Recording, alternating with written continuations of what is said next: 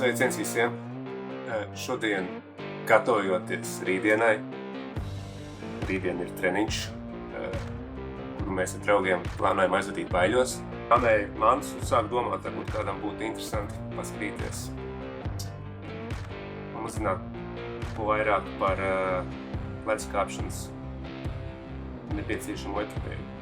Pirmkārt, tehniskie zābaki, cietā zole, dzelžņu stiprinājumi priekšā, aizmugurē, paši dzelkšņi, tehniskie, ar agresīvākiem spicumiem, dzelkšņiem, lai tos varētu ietriekt ledū vai arī dēlī, ja pagadās kāpt olēnē. Un, protams, cirvi. Manā gadījumā tas ir kaut kur pa vidu dzīvojošs cirvis. Pietiekoši tehniski, lai pakāptu pa ledu, bet noderēs arī vienkāršākās alpīnu aktivitātēs. Tas dzelksnis tūplānā. Šeit var lieliski redzēt, ka ir viens garāks naks, tad ir viens mazliet vai daudz īsāks, kas ir domāts stabilizācijai. Šos diezgan viegli var regulēt.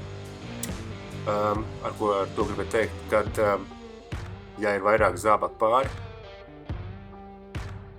var noregulēt atbilstoši katram zābakam, pārbīdot šo sliedi.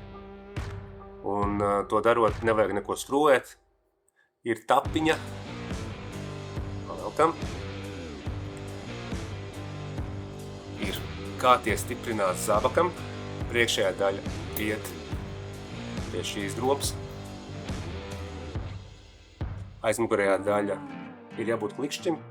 Ja ir klikšķis, tad ir dzelkšņi pietiekoši stingri pievienojušies uz olēm.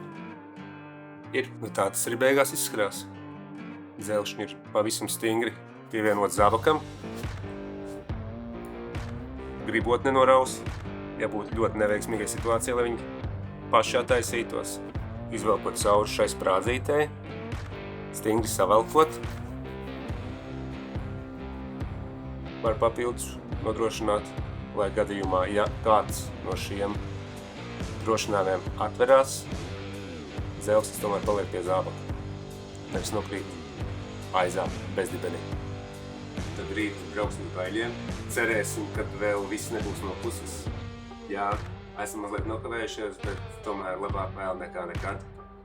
Tas pa lielam arī būs pēdējais treniņš pirms braucienu.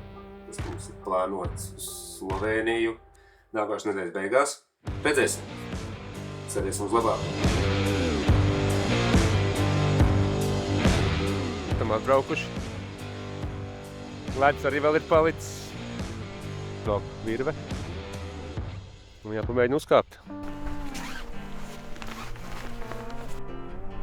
Agris izdarīs pirmo cirtienu.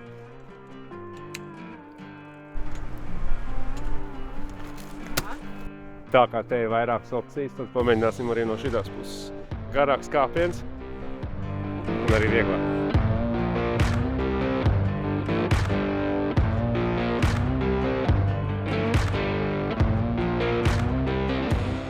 Agris jau ir uzplosījies augšā, cīnās ritīgi. Jā, tagad jau nākošais kāpiens būs īstos kalnos Slovākijā, nevis Slovēnijā. Kā man tas prast liekas? Pilnīgi cita lieta, vai ne? Nekā koku daudz. Bet tas ne... Var atrast, ja vajag gribās. Mūs cītīgi drošinājusi. Tagad arī patver pamēģināt uzkāpt beidzot.